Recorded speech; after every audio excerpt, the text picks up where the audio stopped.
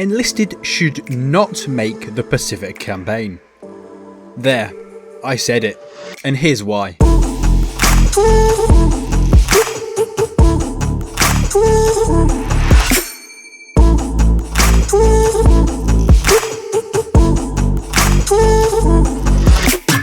Now there's many different reasons why I hold this opinion, but I know I'm not the only one. Many other content creators have attempted talking about this topic, including some that really just stole basically my entire script for this video that I made a while ago.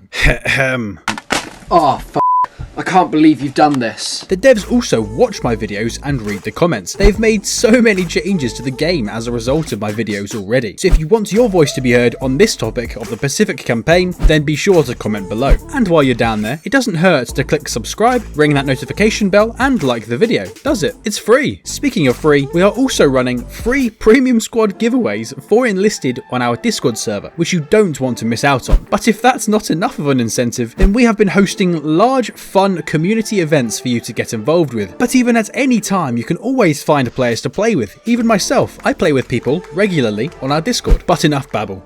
Let's get into it. The first reason I hold this opinion is that the devs should really focus on improving the existing campaigns and the game itself, instead of just adding an entirely new campaign and completely separate campaign from all the others. The easiest way to explain this is that improving the game is a focus on the long term. Adding new campaigns, however, is just a focus on the short term. I mean, think about it. Game development studios need to make money to, live and exist as an entity, and that's fair enough. Ooh, how convenient. So they have two main choices if they wish to keep, existing. Improve the game to hope that new players come in as a result, or to add completely new stuff to attract brand new players. Diving into the first option, there exist many forum posts and comments on my videos complaining about bugs, issues, or just plain strange things that the devs have done to the game, so there's no shortage of things for the devs to fix and improve. I had a very hard time believing this was true. This category would even cover issues with progression and the length of the grind. Now if they did fix these things and the game was theoretically completely free of bugs, issues and complaints, which is basically impossible to be honest to the devs. I mean, many of their updates have made no sense, which is true because nobody asked for them. But still, everyone complains about everything in life, so you'll never completely eradicate them. I mean, people even complain that bolt actions were buffed in the last update, which if you did not know about, then you should watch this video on screen now. And they really needed those buffs for a wide variety of reasons, so in short, people just enjoy complaining, and you're never going to completely eradicate them. F off. Seriously. But if this imaginary world came true, imagine how fun the game would be to play, and how the game's reputation would be drastically increased from these improvements. Therefore, more players would play the game, and all those who left the game for various reasons would probably all come back. And what would more players bring? More revenue for the devs, especially as they will stay in the game for a long period of time. Therefore, it's a long-term view. But if the devs decide to focus on making a new campaign every few months instead, the opposite will occur. They would be deciding not to fix the core issues of the game that cause players to leave the game, namely how long the grind is, repetitive gameplay, too many bots, etc. Therefore, these players may come back when a new campaign is released, sure, but play for maybe a few months, maybe even less, then they'll leave again, because the core issues of the game are still the same. How many times do we have to teach you this lesson, old man? I love the young people. Now, some of you with 200 IQ might be thinking, hold up, Stalingrad was a new campaign that tried to address these core issues. And if you don't know what I'm talking about, then you need to go and watch my review on the Stalingrad campaign by clicking in the top right hand corner of the video now. Upon watching that video, you will realise that they didn't actually address these core issues well enough, and in some cases, they went backwards. You don't want to be like this. This is disgusting. This is awful in every way. If I could kill it, I would. But I legally can't. We'll come back to this theme later in the video. Even saying this, creating a new campaign just creates more issues that were not in the game to begin with, namely splitting the existing player base even further. If the Pacific campaign does come out soon, what do you think is going to happen to all the players playing on every other campaign? They will all just play the Pacific, leaving all the other campaigns as basically ghost towns, and they will just devolve into AI versus AI matches. I am a robot. Yes, I know. Together we are robots. I'm not a robot. I'm a unicorn. But you said earlier that you were a robot. I did not. I thought you did. You were mistaken. which is odd, since memory shouldn't be a problem for you. I've answered all your questions. No, you haven't. What is God to you?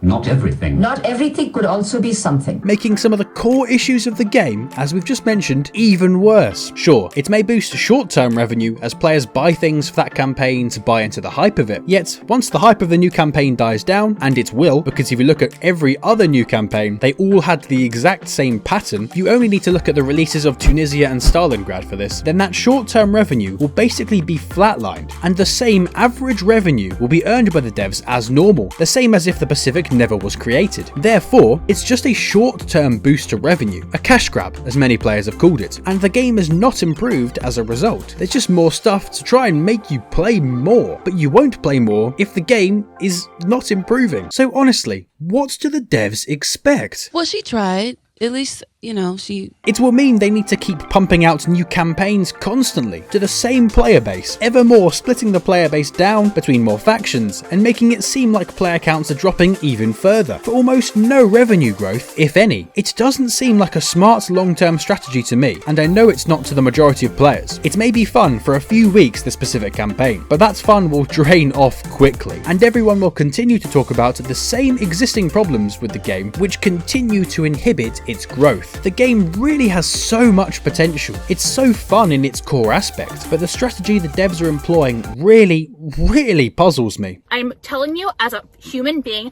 it is weird, and you look weird. Therefore, in my honest opinion, so much more focus should be placed on improving the existing game, as it has so many other benefits we just mentioned for the long-term health of the game, and not in creating new campaigns every month. But then the next reason why the devs should not do the Pacific campaign yet is because of the campaign that came before it, the one we mentioned earlier, Stalingrad. The key question is this: have the developers learned their lesson? Let's face it, very few players play this campaign for a wide variety of reasons anyway, such as not playing it as a protest against the locked levels perhaps, too few maps, or maybe just because it's another pointless campaign that is no different from Moscow in their eyes, and another supremely long grind, which is made even worse for free-to-play players knowing that they can only level up 8 times slower than paid players. I'm getting really sick of you! Get out now! Darkflow and Gaijin need to learn from this and not make the mistakes I talked about in my review on that campaign, so players actually want to play it to begin with. And the majority of the players that did play it probably paid for full access, completed the bloody campaign in only a few hours of playing, like myself, in the opening week. Then there was literally nothing to play for there. It felt extremely anticlimactic, and players either went back to other campaigns that they hadn't finished or quit the game until the next major update, because, as we said before, the core issues of the game had not been addressed. I mentioned all of these things in my initial Stalingrad review video, which was made just about a week after the Stalingrad campaign came out, and it's just sad to see that what I predicted came true. And the ones that do play this campaign as a free-to-play player, I mean, bravo. That's just brave. Brave, but foolish. You are the chaddest of all the chads. And I finally came to a conclusion. It sucks, and it is ridiculously embarrassing to admit this, but I think I have to, and that is that I'm desperate. So, what are the key lessons the devs should learn? 1. Don't lock new levels behind a paywall, and don't force free-to-play players to grind up 2 levels just to get 1 reward. 2. New campaigns split the player base and initially make the other campaigns ghost towns, and might continue to if you don't fix the core issues of the game. And 3.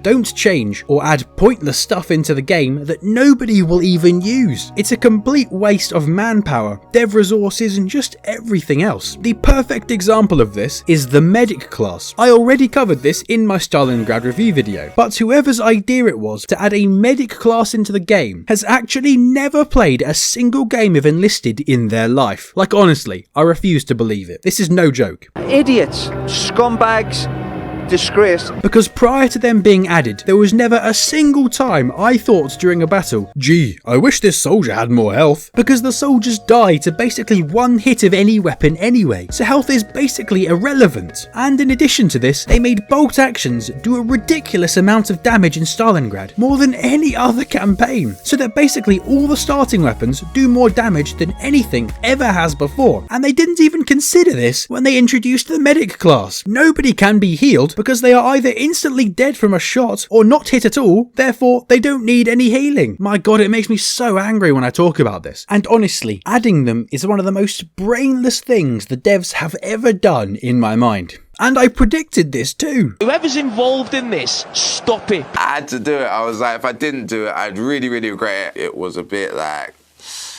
but do I regret it? Not at all. I'd do it again. The point is, the devs need to learn their lessons and not repeat them. But knowing the things the devs have done in the past, can we trust them to not repeat them? If they are going to repeat them, then the Pacific is just pointless. Don't even attempt it, Darkflow, for the good of your game. I don't believe in capital punishment, but they should be shot. But if all that was not enough to convince you that the Pacific should not be added, then think about what the devs would actually be adding to the game if the Pacific does come in. The biggest thing I've seen players talk about is the lack of unique and different weaponry for both sides. For the Americans, if they seriously just add the exact same weapons that you grind for in Normandy, then there's literally no point in playing them, in my mind at least. And if they do this, then I'll only play as Japan, because they seem to me to be the only new and interesting part of this campaign. But even then, there are major issues about what automatic weapons the devs will give Japan in their campaign tree. In particular, the only real main automatic weapon that they've got is the Type 100. Just look at the Wikipedia page for all Japanese weapons and equipment during the war. I mean, I know they also used a lot of German MP28s and 34s, but even then, it's not going to be very enjoyable using these weapons we already use in other campaigns, and in basically every campaign. That alone dissuades me from wanting to play the campaign, if I look at the levels when they are released and see repeat weapons. But then again, if they use the early Pacific theatre, then we will likely get other factions, weapons, and maybe more land battles, perhaps in the Philippines and other areas of Oceania and Southeast Asia. I guess we don't know for sure, in fairness to the devs, but it's safe to assume they are going to focus on the Americans because of all the leaks in the mission editor. So it's probably 90% sure they'll be focusing on the late Pacific theatre with the Americans as the main allies force. Focusing now on the map aspect we just talked about, if we continue to assume the Americans are the focus, what are the maps going to be? As we all know from looking at a goddamn map, I don't think you have the facilities for that, big man. There are lots of islands in the Pacific. If the devs are going to focus on the island hopping part of the theatre and not on the early Pacific theatre, then many of the maps will be basically the same. Lots of storming the beaches will be likely, basically giving it the exact same feel as the D-Day maps in Normandy. So once again, there's likely to be many copying and pasting models over from Normandy, which I will hate. And if they do a few land battles, then they are likely to involve mountains or coral reefs maybe, due to the terrain, which would be a nice change, but would get repetitive very quickly, which is a common complaint about the Stalingrad campaign already. So, in my opinion, it's really hard for the devs to win by making a Pacific campaign. People will complain too much. I mean, I will play it regardless as I'm a fan of the game, but it doesn't mean I won't rank it as the worst campaign of the lot if there's literally nothing unique and different to existing campaigns. But not just comparing it to other Enlisted campaigns. What about comparing it to other games entirely that focus on the Pacific? The devs have really got a job on their hands to, solve these issues. And instead, personally, I will be releasing a video in the near future on the 5 campaigns I think should be added instead of the Pacific. And a lot of them will shock you, as they will be very unique, which is the whole point I've been trying to address in this video. So you had better subscribe and turn notifications on, so you don't miss it.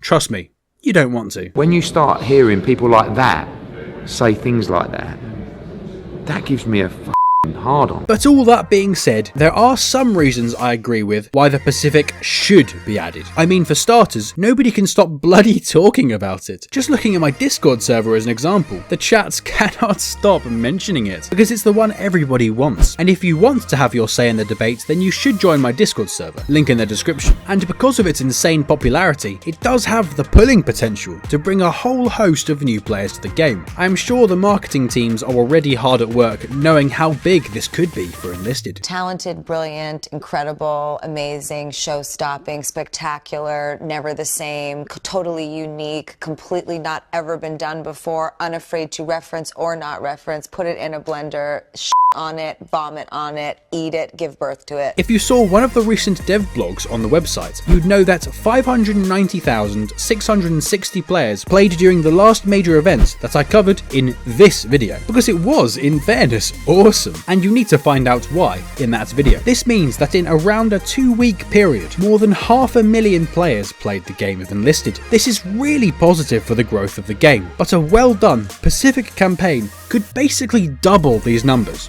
and if done right, the issues of splitting the player base may not be felt or even reduced from the influx of new players, provided that they keep them around for the long haul. This must be what the devs are betting on by producing the Pacific campaign to begin with, and they do have reason for thinking it, I must be honest. The problems with this though, as I said near the start, are that the game has too many other fundamental issues that need addressing, that are why players leave the game, including the fact that there's nothing to really do after completing a campaign. These will all serve to reduce the proportion of these new players that come solely for the Pacific that will stay in the game after playing the Pacific. This is exactly why the title of this video has the word yet, because they should focus on improving the game first, then releasing the Pacific. That is my opinion. Now, I could also go into the possibility for naval battles, like at Guadalcanal, and I would honestly find that awesome and a real selling point of the campaign, alongside all of the land battles, but I have no clue if the devs plan on covering it. If they do, that would be amazing and is a great justification for this campaign alone, but we won't know this until closer to the date. If you agree or at least understand my opinions and reasonings, then be sure to give this video a like, as it really helps this channel, and I would strongly recommend watching this video covering how amazing the latest event was and why, as a lot of it ties into the themes of this video you just watched. But nevertheless, it's been an absolute pleasure ranting at you guys today. Have a wonderful day, enjoy yourselves, and I'll definitely see you